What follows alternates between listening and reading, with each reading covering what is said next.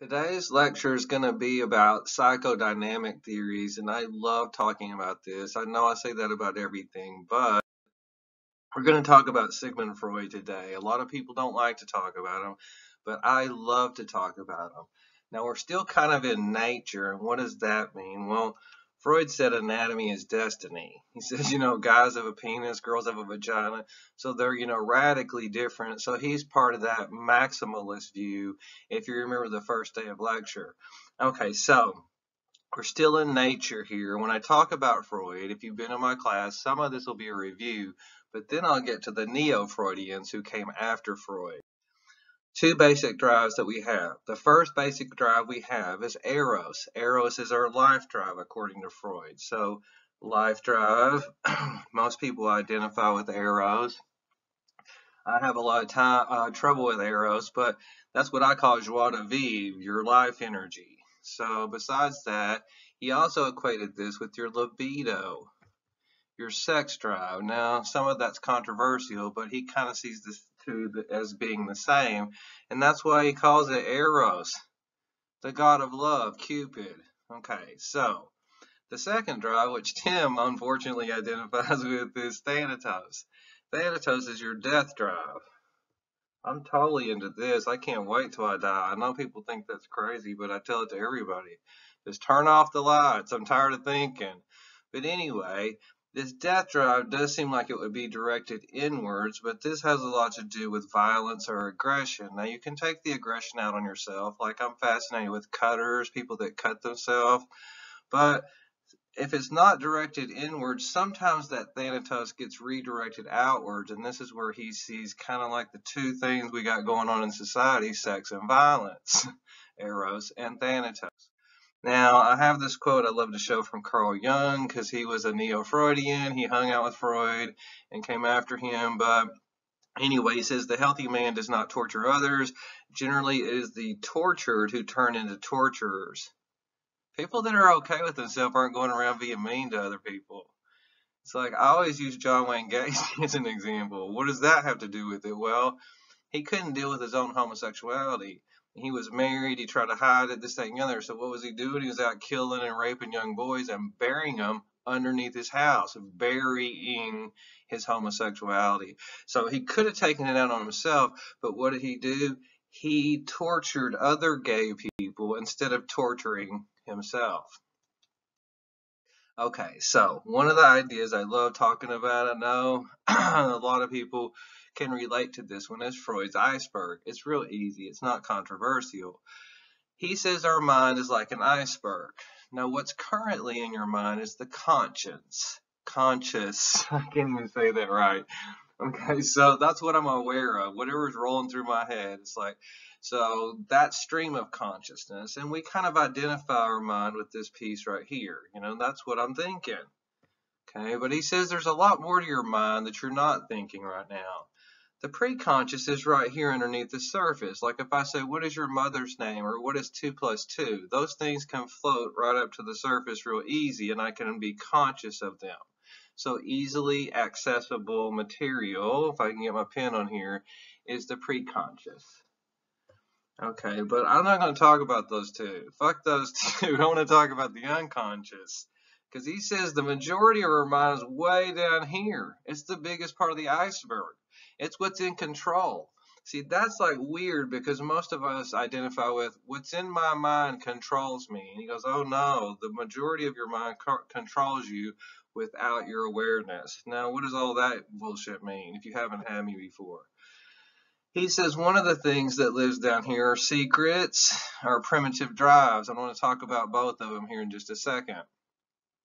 Like, if something bad happens to you, you just want to hide it and pretend like it never happened. Okay, but it did happen, you know what I mean? And so we want to hide and lock these things away, especially traumatic events, etc., and we just pretend like they never happened.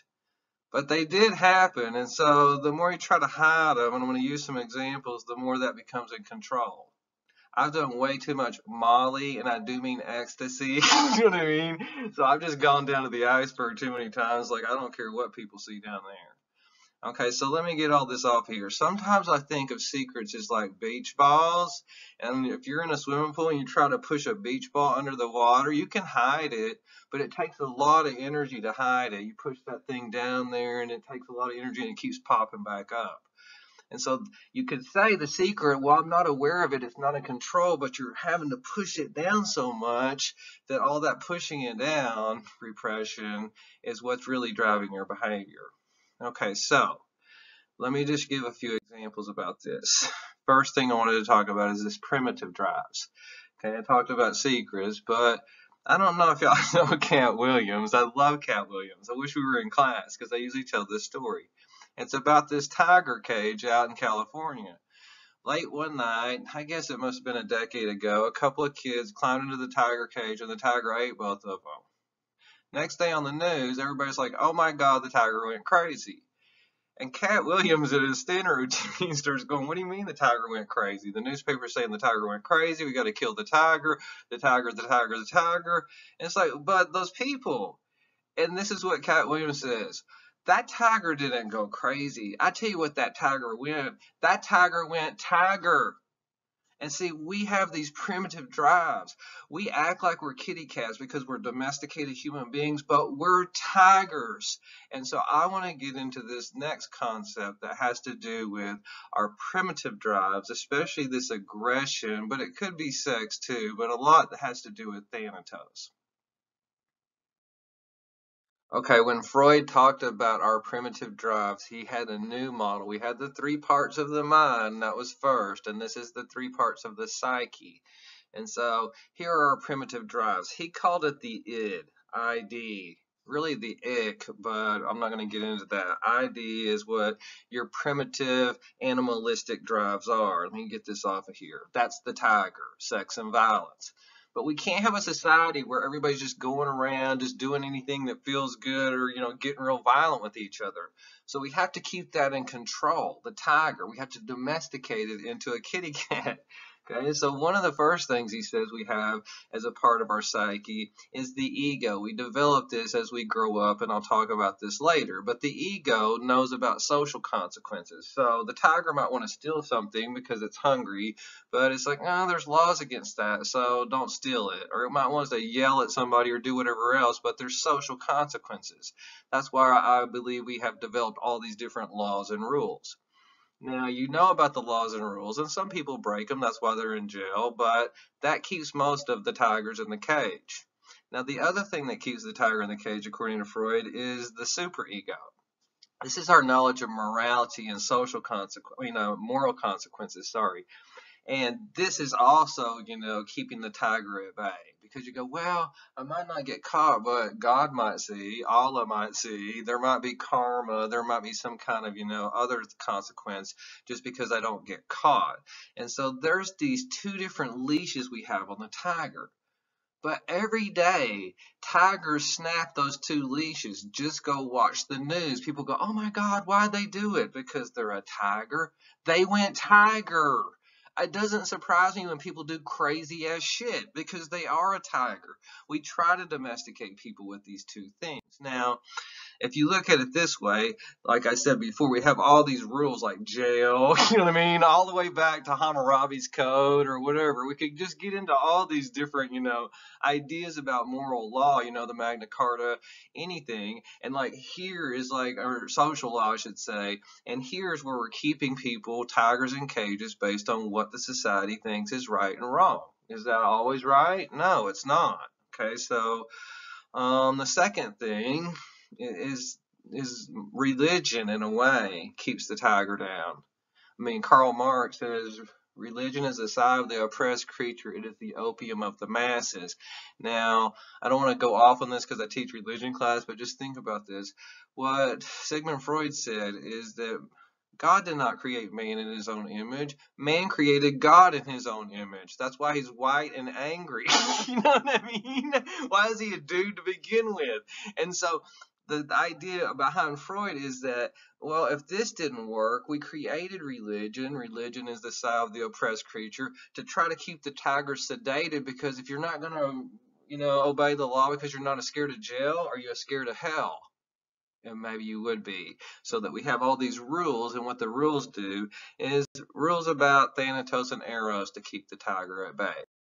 Now, I have a couple of quotes. The very emphasis of the commandment, thou shalt not kill, makes it certain we are descended from a long chain of murderers. If you really think from an evolutionary perspective, if you could get up and murder somebody versus not, you probably lasted longer on the planet and had babies, right? And so we did have a lot of conquest and blood and that was involved, in early part of the history of humans. But I do love the Smashing Pumpkins. I don't know if you love them as much as I do. The killer in me is the killer in you. It's like we all have that within us because we all have the tiger. Does it mean I'm going to go tiger on somebody? No. But all of us have that capability, I think.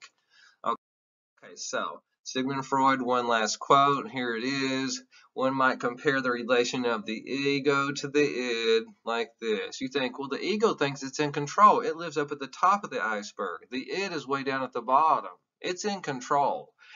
But just think, I don't know if y'all have ridden horses. This is why I wish I was in class. But when you ride a horse is bigger than you. It's in control in a way, but you have to be in control. You really have to assert it. It's like my grandfather, I grew up around quarter horses, like, don't let that horse go back to the goddamn barn. It's like, because I go, look, Grandpa, I'm riding the horse. It's like, no, you're not. He's walking back to the barn where the oats are, and you just happen to think you're steering him that way. He says, this is where our instincts are. We run over here or run over there, and then we say, oh, that's the way I wanted to go all along. It's like, no, the horse wanted to go that way, and that's what's in control is the horse or the id. Okay, I'm going to use Shutter Island to illustrate this point. I wish we were in class right now. I really want to teach a class called The Psychology of Film. But in Shutter Island, if I talk about this whole, Freudian stuff we've been mentioning, it's like he thinks he's in control, this whole horse and rider. But he's not really in control. It's an illusion, just like I was talking about on the previous slide. What's really in control? It's his secret. You could say it's his primitive drives, like his anger or Thanatos, because he drinks a lot and has anger problems because of the war. But really what's in control is this secret that he's unwilling to face. If I show it this way, in Shutter Island, it's like he's running around the island like, I'm an agent of the law, I'm in control, I'm looking for a missing patient, and the murderer's like, hey, dum-dum, you're the missing patient. You're the missing patient, you don't even know it. And so what's in control? It's this secret, but what is the secret? I don't want to completely ruin the movie, but it's what his wife did to the kids in the lake. And he's like, I never had any kids. It's like, yes, you did. And it's like, you won't face it. And because you won't face it, this thing you keep trying to push down will keep coming up and up and up again because you won't face it. And so he thinks he's in control, but what's really in control? What his wife did to the kids in the lake, because he's the missing patient and his wife is the murderer he's looking for, but he's made this sophisticated ruse to cover over, if I can get my pen, this secret and pretend like it never existed.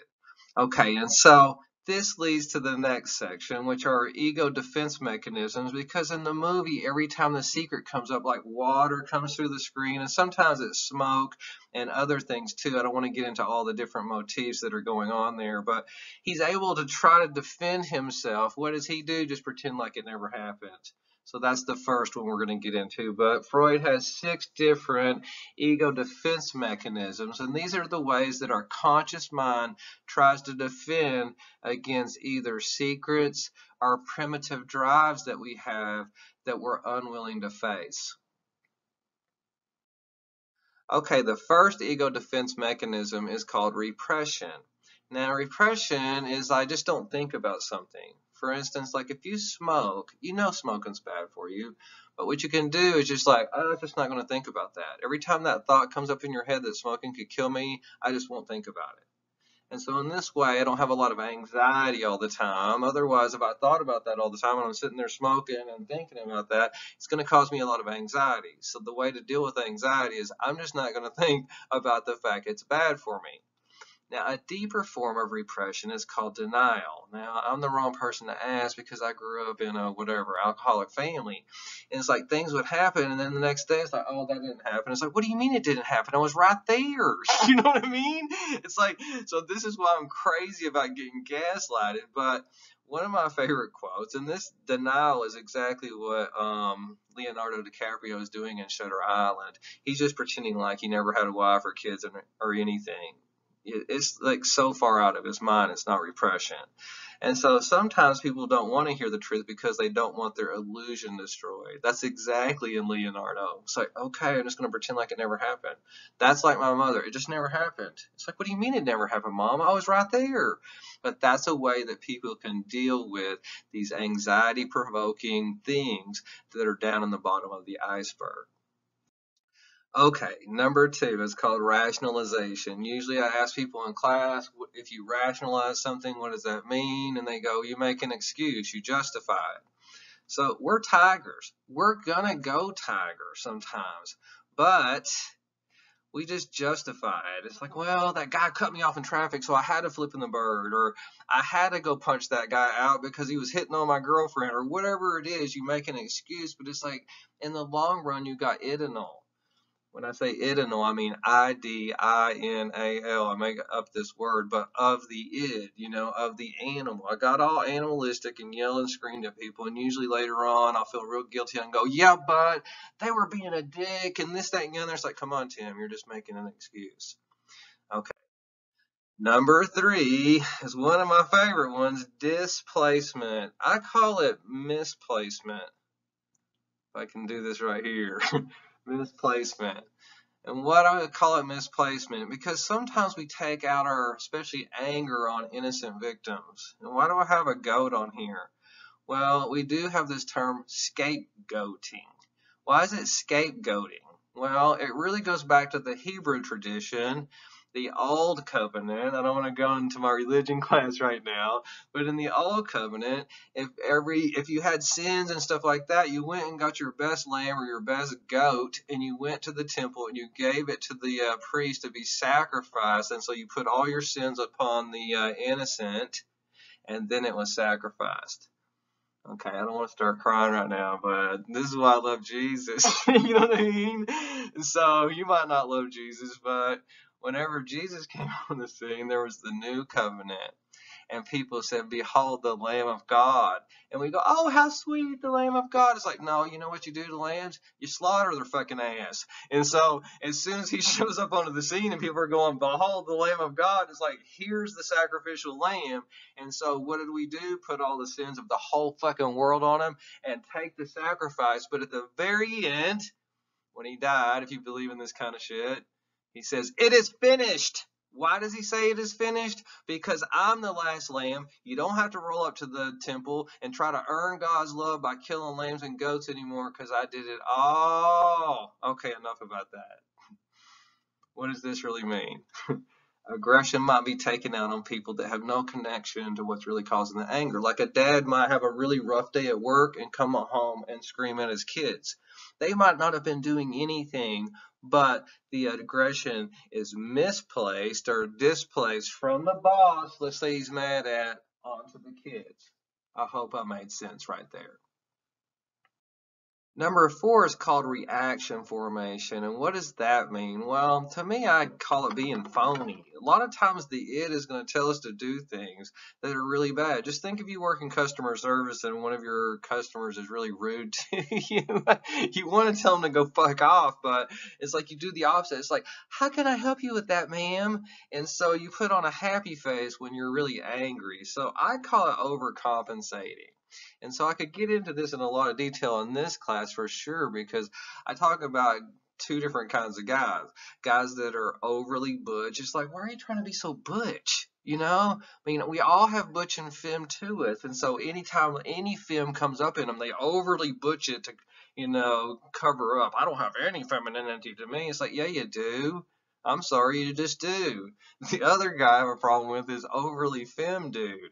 It's like, I'm femme in a way, but it's like, even girls aren't that girly. Stop acting overly girly. You know what I mean? You have masculinity too. You know what I mean? So, whatever.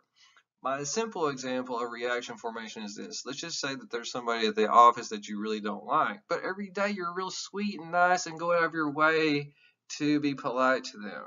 You really want to tell them where to go, right? But you cover over that malintent with a better intent, which is that phoniness I was talking about. Okay, number 5 is like probably the biggest one of all 6. Number 5, projection. Sometimes what I put in the bottom of the iceberg are things I don't like about myself, and I try to cover those over and pretend like they never happened. But then they come up and I have to look at them. So I could deal with them and look at them, or I could just see them in you instead. So a lot of times what irritates me about other people is what I have. You know what I mean? It's like, why are they so angry and critical? It's like, well, I deal with that. You know what I mean? And so I start to see my faults in other people instead of seeing them in myself. I know it's a crazy example, but that's back to John Wayne Gacy. He couldn't even see that he was gay, and he was sitting there talking about how he hated gay people and was killing them. And it's like, yeah, but you're gay. You know what I mean? And so I project my bullshit onto you, or I see it in you instead of myself. Number 6 is the last one, is sublimation. Sublimate is to kind of push down or to redirect, I guess. I would call it redirect. I redirect all that tiger energy into something good. This is the only positive one that Freud talked about. So I channel, I forgot I had this on here, primitive drives into socially acceptable activities. I take all that Eros and Thanatos and put it into music. This is why I love when Eminem first came out. It's like, oh, hell yeah, I love angry rap. You know what I mean? Rage Against the Machine. I love this kind of shit. It's like, fucking make my ears bleed. You know what I mean? And so they channel all that rage, the tiger, right into the music. I've been to way too many heavy metal, punk, all kinds of concerts. I'm not kidding either. The other thing is art. I love real demonic and satanic art like H.R. Giger, and people freak out. It's like, oh my God. It's like, yeah, but he's channeling, like Stephen King. I can't get enough of him because he channels all his twistedness into his writing. And the other place is sports. I love sports. Sports are an arena, especially if you're talking about the octagon, for us to go tiger on each other and get all that tiger out in an acceptable way. Okay, I'm going to switch gears here for a minute. We're going to go to a whole new section called Freud's Psychosexual Stages. There's going to be 5 of them. I'll get into the 5 here in just a minute, but they have to do with your libido, so this is what makes it controversial. And it's your sex drive. And besides that, you would say, well, why do you teach all this stuff? It's old-fashioned. It's like, well, a lot of people were treated under this model, especially in the 40s, 50s, 60s, whatever. If you go back to old Alfred Hitchcock movies, you'll see that. And we get a lot of popular terminology from these stages, too. Okay, so there's going to be 5. You don't have to write these down right now, but I'm going to move through these 5. You can see they kind of seem controversial, you know, it has to do with your sexuality. And one of the other ideas that Freud had is you could get stuck in a stage. You could get fixated. So oral fixation or anal fixation or whatever, latent fixation. So you get stuck in a stage, but if you don't get stuck, you get all the way to here and you're a normal, mature adult. Okay, but he dealt with a lot of people that had problems. You have to keep that in mind. Okay, phase 1, the oral phase. He assumed, and this is really crazy, that babies were sexual right from the get-go, as soon as they come out of their mama's womb. That's controversial. I might say they're sensual. I don't think they know anything about sex. But the first thing he focused in on is their mouth and how that little babies put everything into their mouth. Okay, so I'm not saying this, Sigmund Freud, okay? And that they derive pleasure. And he's talking about some kind of sexual pleasure from putting things into their mouth. But really, I would just say, my dog, little puppies like putting things in their mouth. That's not sexual. That's just how they explore the world when they're little bitty. But he focused in on, this is why I have this bottle up here, breastfeeding or bottle feeding, because that's one of the first things that the infant learns about, the id. Because we have to wean infants off the bottle. Now, I'm the right person to ask because I grew up around farms. It's like, hey, you see those little baby goats? I want you to take them and put them in the other pen and so they stop feeding off the nanny goat, the mama. It's like, okay, but they don't like it because they want to still feed off the mama. But you have to wean them apart. The id is like, I'll just feed off the mama forever. And the first rule you learn in society is like, you can't bottle feed or breastfeed forever. So some people get stuck in this stage and get an oral fixation, and either they get underfed where they got taken away from the nanny goat too soon. Sorry to use that example. And so they're always thirsty or hungry. And it's like, oh my God, I didn't get enough to eat. And so these people become overly naive and kind of codependent and needy because they're always seeking all that stuff they didn't get. Maybe that's me. The other side is overfed. They got taken off the mama way too late, and they're kind of fat and lazy and sassy, and so they just spew out, ugliness, and these people are mean. So it kind of, divides the world into like people that are, kind of doormats and people that are steamrollers. Okay, I hope that first one made sense. Now the second one is the anal phase, which, you just sit there and go, oh my God, what's that about? And it's about the commode. Here it is right here. And what he says is the child derives pleasure from going to the bathroom. And he means sexual pleasure. It's like, what? It's like, I understand if I had to hold it for a long time and went to the bathroom, it's like, oh my God, I feel so much better, mommy. But that's what he thinks, that your pleasure is oriented here. And so potty training becomes the next rule you learn.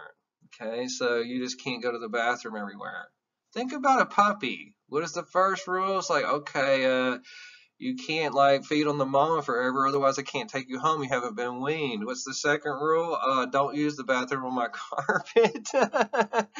So potty training becomes a big focus, and so this could go really good and you wouldn't get fixated. Just like with oral stage, you wouldn't get fixated if the weaning went good, but if the potty training goes bad, you can get fixated, and either if your parents were real mean to you about making a mess here, then you become like what we call anal retentive. We've all called, maybe you haven't, but you start calling people, they're real anal. They're anal retentive. Where do we get that? Right here from Sigmund Freud. Other people, I'm glad we don't talk about this. If your parents didn't care if you made a mess up here so much, then you become a slob. And so that's anal expulsive. And so I don't know, there was an old movie, they tried to redo this in a series, The Odd Couple, where Jack Lemmon and Walter Matthau, I love both of these guys, were roommates, and one was a neat freak, anal retentive, and one was a slob. And the whole comedy was about how they got along or didn't get along. Okay, I want to go off on a tangent just for a second, but this is how I believe about Freud. I don't really believe the whole sexuality thing, but I do believe little baby has to learn some rules. Because I do agree when the baby is born, it's just an animal, like a baby tiger. It doesn't know what to do in the world. It doesn't have an ego or a super ego telling it what to do. And so what does your parents do? They foster you. I don't want to go off on this because I'm a Catholic, but this is formation. This is why I believe in formation. And so, even though you don't have an ego yet, what do your parents do? They help you develop it with these little rules. Like the first rule is about weaning, and the second rule is about potty training. And you have other rules about, hey, don't do that, honey. Don't act like an animal, so to speak. And then later on, that kind of gives you this ego within yourself. They're helping you develop the ego. So when they're not around, you go, oh, I shouldn't do that because that's not right. And this is what he calls introjection, where your parents are kind of subconsciously, that says introjection. You don't have to remember that for the test. Putting their values into you, and then later on you just go, oh no, that's just like the way I believed. It's like, no, they're helping you develop this, and they probably help you develop the superego too. And what is that? They're the leashes that's keeping baby in his place so that he doesn't get out of control and he acts like a kitty cat instead of a tiger. Okay, the third phase, the phallic phase. Why do I have a big ass cigar on here? Because not everything is a symbol for a penis. Even Freud said sometimes a cigar is just a cigar, but it does mean the penis phase. So he is a chauvinist in this way. And so he does focus more on guys than girls in this stage, but he does say the child starts deriving pleasure from touching themselves in what Tim calls The no-no spot. Honey, stop touching yourself down there. We don't do that. And we're not talking about 16-year-olds. We're talking about, 4 or 5-year-olds. And some of y'all that nanny know exactly what I'm talking about. Okay, and so some parents are cool with this. My parents weren't cool with it, you know what I mean? And so this is where I usually tell a silly story about myself because I grew up in a real sexually repressive household. I remember when I was 16, I convinced my parents to let me go to Europe on a Euro pass because we had a foreign exchange student, so I was going to go over and visit his family and then travel all around Europe, whatever, gallivanting around. And so I convinced them, and I did go at 16. One of the first places I ended up is Amsterdam. And so it's like I've never been the same since then. But anyway, when I finally met the Dutch family and said, you want to go on holiday with us just for 6 weeks, and you can spend the rest of the summer doing whatever you want to. And it's like, that's fine. So I go down. I hope you're with me so far. And we get down to Yugoslavia. And we're in Yugoslavia. We get on a boat, and it's going to go out to the middle of the Adriatic Sea onto this island for 3 weeks. And halfway on the boat trip, the dad turns to me and says, the Dutch dad, Tim, I know you're from a different culture, but we're fixing to go to a nudist colony for the next 3 weeks. And I'm going, no fucking way. No way. Turn the boat around right now. I want off. You know what I mean? I was really mad and freaked out. But there I was, you know what I mean? I had to go to a nudist colony. And I'm not talking about we're going to a nudist colony with all these Playboy bunnies. No, as soon as we got off the boat, we got on and started meeting all these people like grandma and grandpa and aunts and uncles. It's like, I don't want to see everybody naked. I just got here from America. You know what I mean? And we don't even say sex in our house.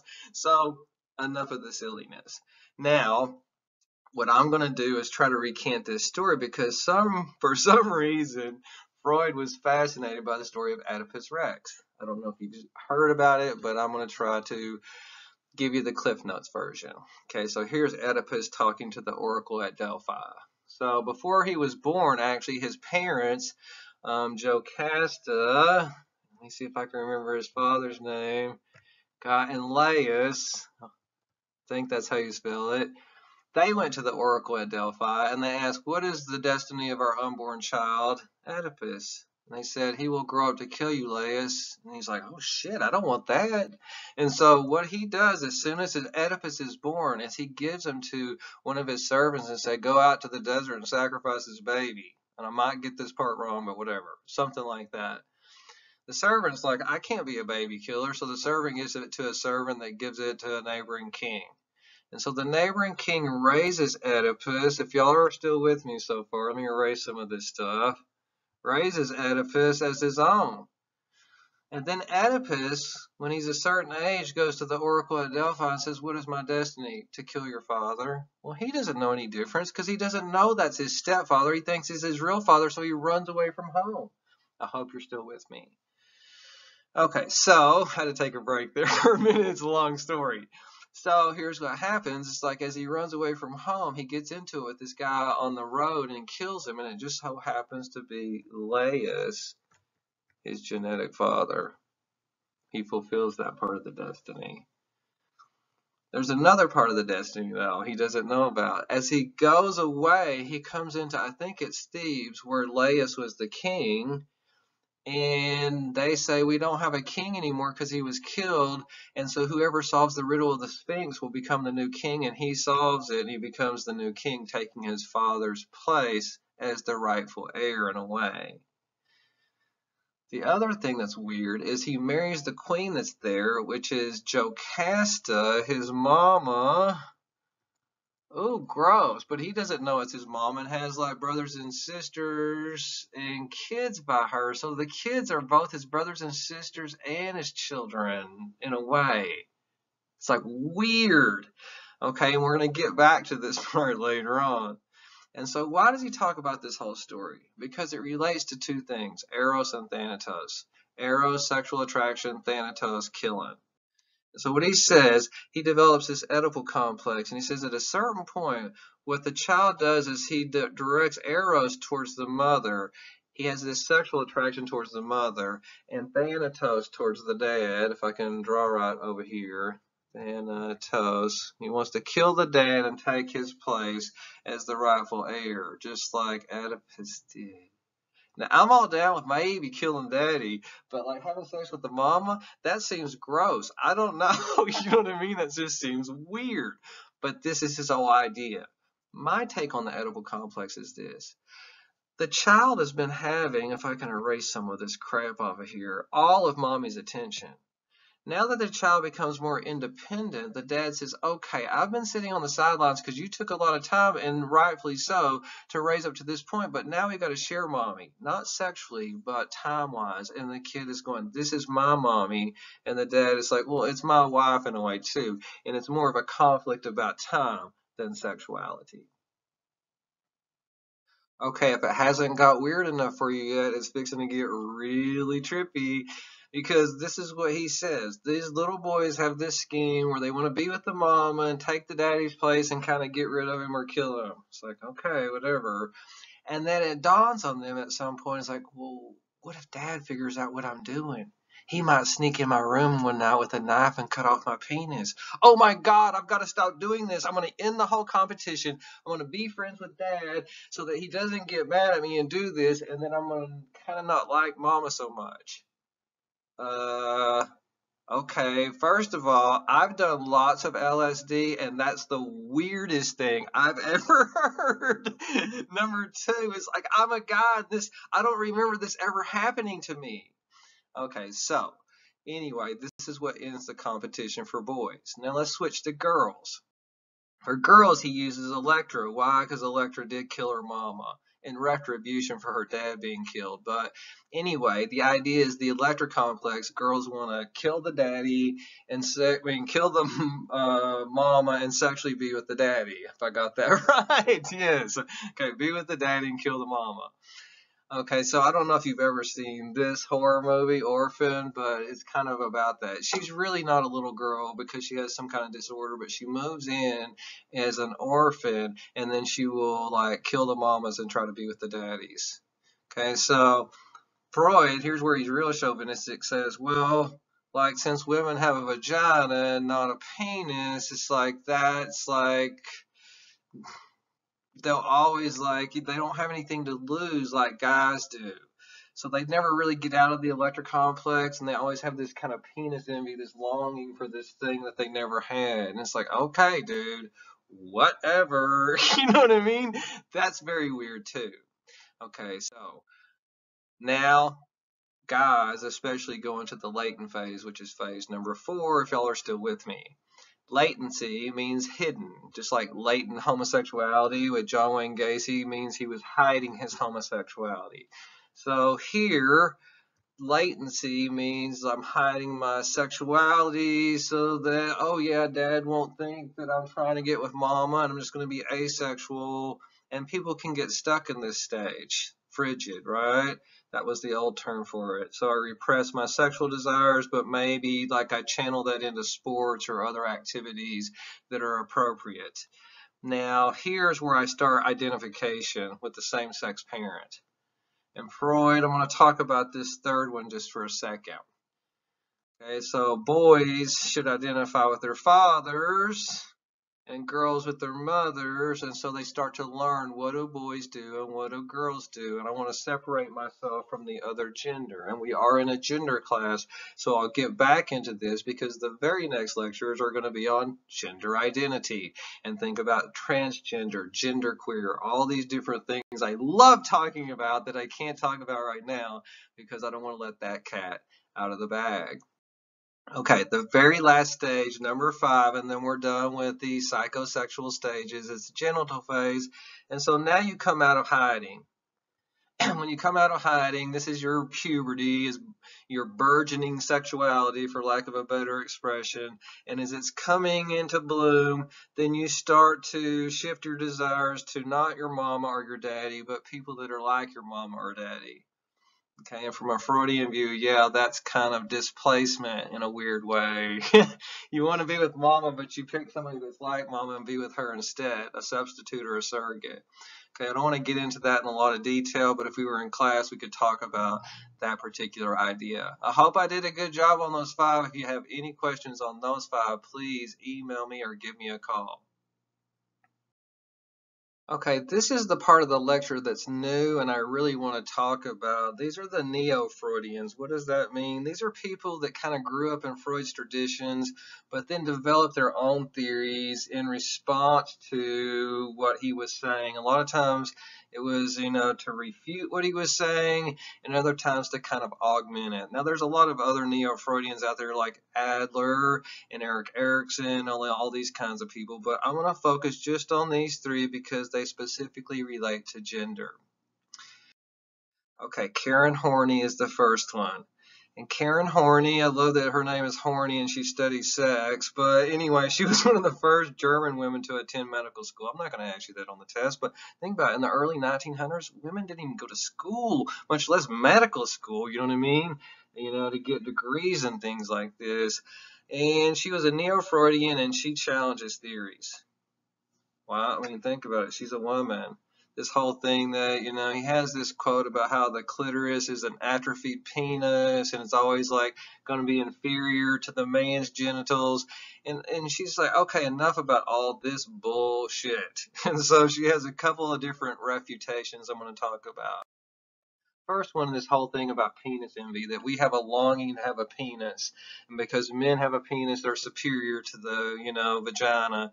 And she's like, women don't want to have a penis. You know what women want? Is some power.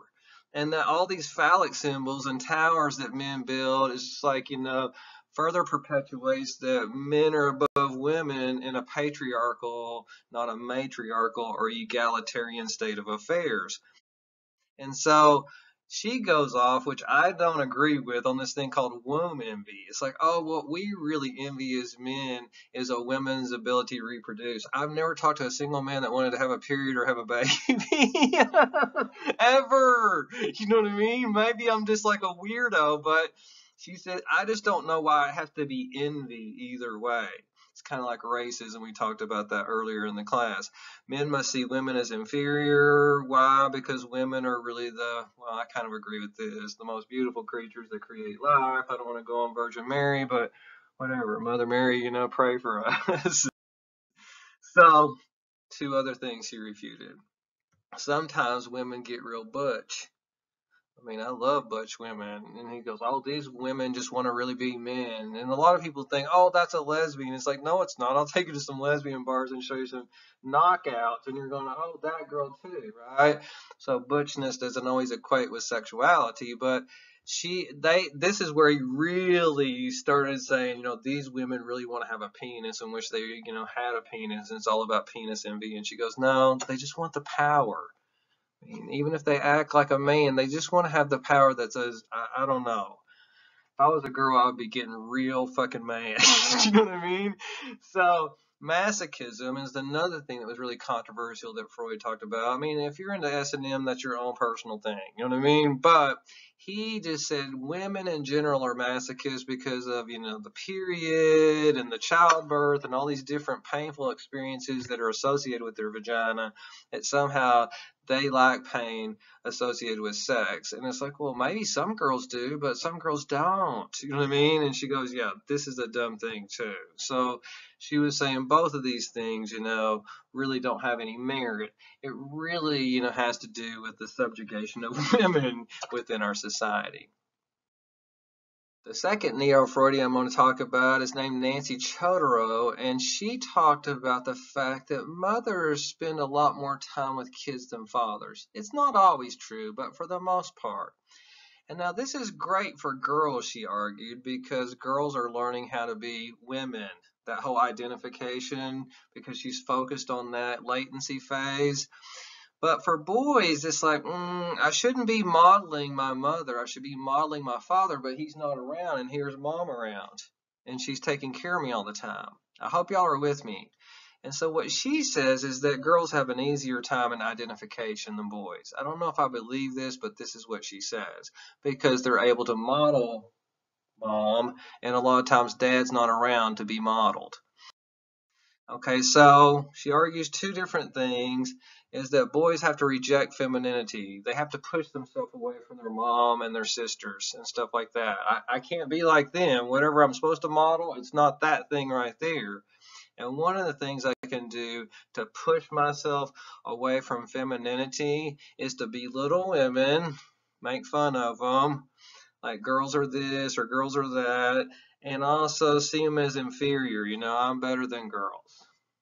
That way I can deal with this. Now, I don't know if you buy into this, but some of our society, one of the reasons I like showing this, I do believe we live in a misogynistic society.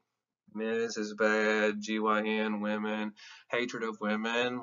I mean, I just think about all the crimes, the sex crimes, everything, all kinds of other crimes that we will talk about later that are perpetuated against females. And so I always say this in class, a lot of guys that are straight really don't like girls. You know what I mean? They like to dominate girls and have sex with girls, but they don't really like girls. They think they're better than girls. And so one of the things that might happen with us as guys, I don't know if it's true or not, is reaction formation. What was that? Remember when I talked about guys acting overly butch? A lot of times you do have femininity, and in a society where we hate feminine values, you got to cover that shit over. You can't be that because people will call you a fairy. Now, I don't know how things are now, but that's the way it was when I was growing up, is that you have to kind of buy into that misogynistic culture. Okay, I hope y'all are still with me. I got kind of tired there for a minute, but the very last one I saved for last because it's the best is Ellen Kashak.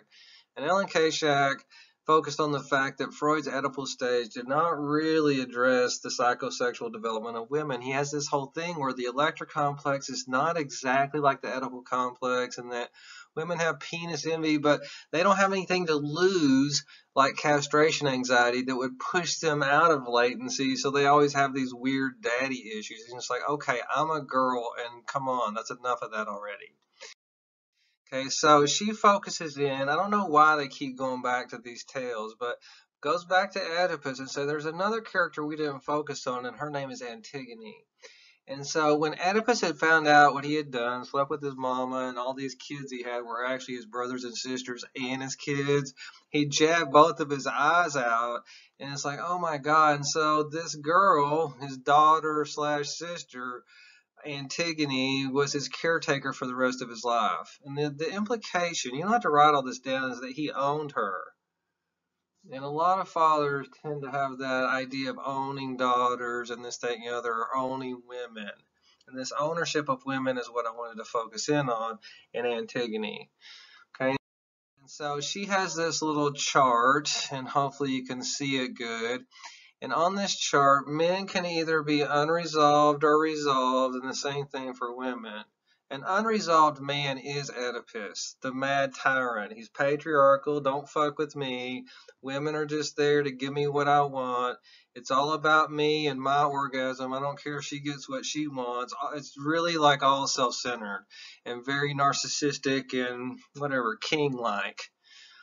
Now, women that are unresolved kind of play into this because they're subservient and passive. They act like Antigone. They just take care of the Mad King. Okay, it's like, I don't care about my own needs. And it's like, I better not form friendships with other women because they might try to get me out of this kind of toxic relationship. The Mad King and the abused woman. Okay, now if I go on to the resolve side, I know I did a lot of writing there. These men are non-patriarchal. They let their wives or, partners do whatever they want to. Women are independent. They should have jobs, and they can have their own whatever bank accounts and go on their own trips. And it's like they try to please their wives and stuff like this. And women who are resolved, it's like, I'm not being subservient. I am woman, hear me roar, Helen Reddy, right? Y'all probably don't know what I'm talking about, but they express their own needs. And so we are in a time of this, hopefully. It always freaks me out when women act like this. But when you get different combinations, yeah, this is a combination that's made in hell, but they tend to stay together, these two guys. And this is in heaven, right? If you get these two guys together, because it's egalitarian. And I'm going to get into different combinations of these here in just a minute. Okay, so Johnson in 1995, I'm not going to ask you this on the test, but he says some men who are like Oedipus engage in patriarchal terrorism in their families. I just grew up with this. I mean, I don't know if y'all grew up with it. It's like, don't question me, I'll knock you fucking out. You know what I mean? It's just like, that's enough. And so this systematic violence against women and children within their families, they go, well, I have the right to do so because I had you. It's like you wouldn't be here if it wasn't for me. Plus, I fed you and did all this. I don't know. That's the system I grew up in. And so this whole objectification of women and children, that you're just here to serve the king. Now, this patriarchal terrorism, because I know a lot of good fathers. I see them at the church all the time. But y'all don't have to remember this, but this is one of my all-time favorite movies, Cat on a Hot Tin Roof. What does a cat do on a hot tin roof? Jumps around so it doesn't get burned. Oh, in this movie, there's Burl Ives, Big Daddy. And what do they all do? Jump around so they don't incur his wrath. I grew up with Big Daddy. He was my grandpa, and my dad was Big Daddy. You just don't question those motherfuckers. And so this is one of my favorite quotes about denial, which we spoke about earlier with Freud. Denial is the glue that holds a dysfunctional family together. We all pretend like it didn't happen, that Big Daddy's not being abusive. Truth is the enemy of a dysfunctional family. This is why me and my family don't see eye to eye. It's because I'm just going to say the truth. Remember what happened? And they're going, we can't talk about that. Big Daddy. It's like, okay, enough. But what this sent me into is this whole people-pleasing realm where I'm just always trying to please people so I don't get hurt. Cat on a hot tin roof. Because I think I'm going to make Big Daddy mad. I hope you don't have this, but I do. Okay, it's called codependency. And so I was just going to mention a few things, but you don't have to write any of this down. But I put the needs of other people before my own needs. In some ways, that's my Christian tradition, but still, I do it too much with other people. I take care of everybody else and abuse Tim. And so I rely on other people for my worth. Oh no. Many times I choose people who are abusive or unavailable. I choose the ice princess and then I wonder why she's not sweet and loving. So in codependency, if you struggle with this, and I'm being silly because it's like a real struggle for Tim, there's this lady you should go read a book by, Characteristics of Codependent People, but Melody Beatty, I think, wrote Codependent No More, but there's all kinds of other books that she's written. She's just amazing. Don't write any of this down, but she goes, what do you do if you're codependent? It's like, I feel responsible for other people's feelings. If someone else is in a bad mood, it's my fault. Why is she like in a sad mood? It's my fault. Uh-oh, Tim. I find myself saying yes when I really mean no, but I won't say no to a friend. And it's like, blah, blah, blah. I have all these worth issues about not feeling good enough. People say you can't love other people until you love yourself. Fuck that shit. I love everybody more than me. I can love a lot of people really good. I just don't love Tim really good. So I feel anxious about the problems and the silliest little things. I'll be up all night until 3 in the morning worrying about my car or something else. And so here's the thing. I try to prove I'm good enough all the time. I don't see if people are good for me. I stay in relationships that don't work and tolerate abuse because I just don't want to be alone. I'm getting better, but that's the part of it. Oh! Why? Because I grew up with Big Daddy, the king, and I'm afraid of making Big Daddy mad. This comes from Codependence Anonymous, Coda. If you need to seek out a recovery group, Coda is a good one. And also adult children of alcoholics. We are dependent personalities who are terrified of abandonment and will do anything to hold on to a relationship. Because I just don't leave me. Don't get me started on Pink Floyd, because I'll go into the wall, motherfuckers. It's like, I'm not kidding. Hey, you, is there anybody out there? Does anybody here remember Vera Lynn? All those things are about being left. Okay, so last slide, I promise. I just got this set up as a straight relationships, but I just tend to grow up with guys in a patriarchal society. You have the wives over here. And the guys could be real dominant, Big Daddy, like Oedipus, and they have these dependent little wives that do everything for them. I'm not kidding. This is just the model of my grandma and grandpa, my mom and dad. It's just the model.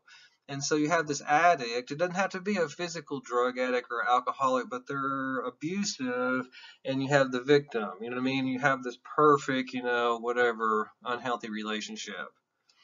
But then you have this category over here where you have a partnership. That's why I like the gay term partners. It's like we're going to do it together. Husband and wife to me still means like who's in charge.